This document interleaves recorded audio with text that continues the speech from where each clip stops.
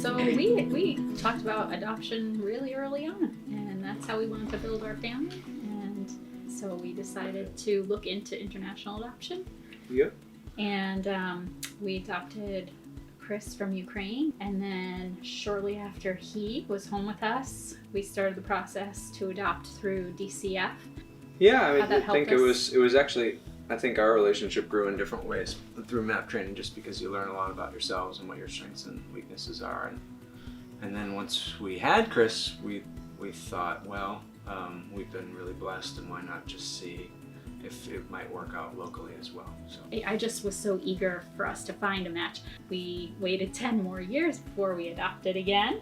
So internationally was very interesting and really stressful.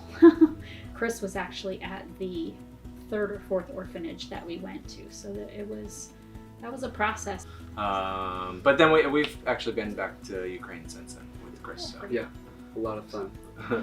So I don't remember a ton, but I definitely remember meeting some new family members. Like when I first got to Massachusetts, I was at my grandparents' house, and just everyone's being like, "Oh, you're so cute," and everything. Now that I look back at it, I'm very blessed to have met everyone that I have. I thought it was an amazing experience. We had great social workers. The social workers that we dealt with were so professional, so caring. And the hardest parts were, just sometimes not knowing, or the court process can take a lot longer than you expect that it will, but a long wait, you just don't know. And then when that phone rings, Okay. do you remember any of this? Or do you remember meeting each other? I bet. You have a funny story, I Brandon. remember meeting my You had gone I think to you and I were visiting Trinity on the Cape, but all right, I'll let you take it from here. So we were coming home from one of the visits, and we were talking a little bit about it. And my dad mentioned, he was like trying to kind of like tell me a little bit about her, right? She has a pretty cool birthday or something. I was like, oh, what day is it? And then he was like, well, it's actually the same day as yours. And I was like, that's kind of cool. That's the same birthday as someone. And I was like, well, of course that means we get 2 cakes, right? And, stuff like that. But then I ended up switching it up, and I was like, well, what if I get to choose the dinner, and then she gets to choose the cake? Because I still get cake either way. I can, however, remember like a little bit of what it felt like. It was just very different because you've been kind of, I don't want to say hopping around, but you've been in one place and you've been in another, so you're not really sure if this is going to be just another place, and then you'll go again somewhere else.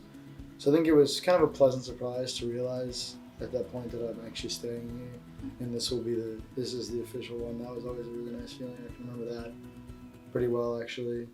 So this little one, I remember when she came around, was very shy at first and very quiet. I always laugh at that because it's very different now.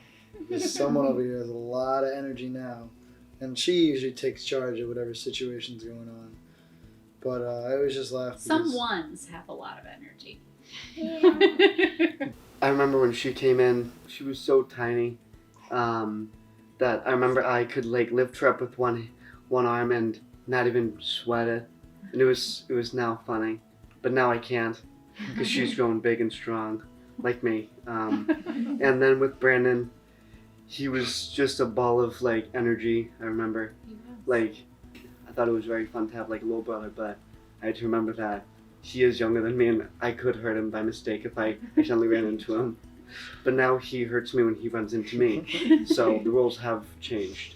When we went through training and we were going through our application, you're asked a lot of questions that really make you sit together as a couple, if you're part of a couple, to think about, different challenges that you feel that you would be ready to deal with or that you might not be ready. And then sometimes you just meet the child and all that stuff kind of goes away. I would hope that people just keep their minds and their hearts open and understand that there are a lot of children in Massachusetts that really want that opportunity to be a part of a family, and no family is perfect. I think what's most important is that you kind of come together as a unit and try to support one another and remember that you're not alone in all of this. I guess just know that you will find a home. Like, it may not be like the next day, but eventually you will find a family that loves and cares for you and wants to show you how much they care about you. So I'd say I guess it is just a little bit of patience though, however, because with time will come the right thing. It's not always going to be an instant thing. It's not always going to be the first one. And it will happen, and when it does, it'll be good. It'll be the right fit, and you'll be okay. So I don't think we kind of don't go around there like seeking or recruiting people, but anytime someone kind of comes to us and says that they're just have questions, then we're really all in. And I would kind of strongly encourage people, even just if they're not sure, to consider the short-term foster or just being a foster parent, because that it puts you in the right mindset of having an open heart and just And realizing the wonderful things that can happen to your family. oh when you yeah, do it. both sides certainly benefit. So. Yeah.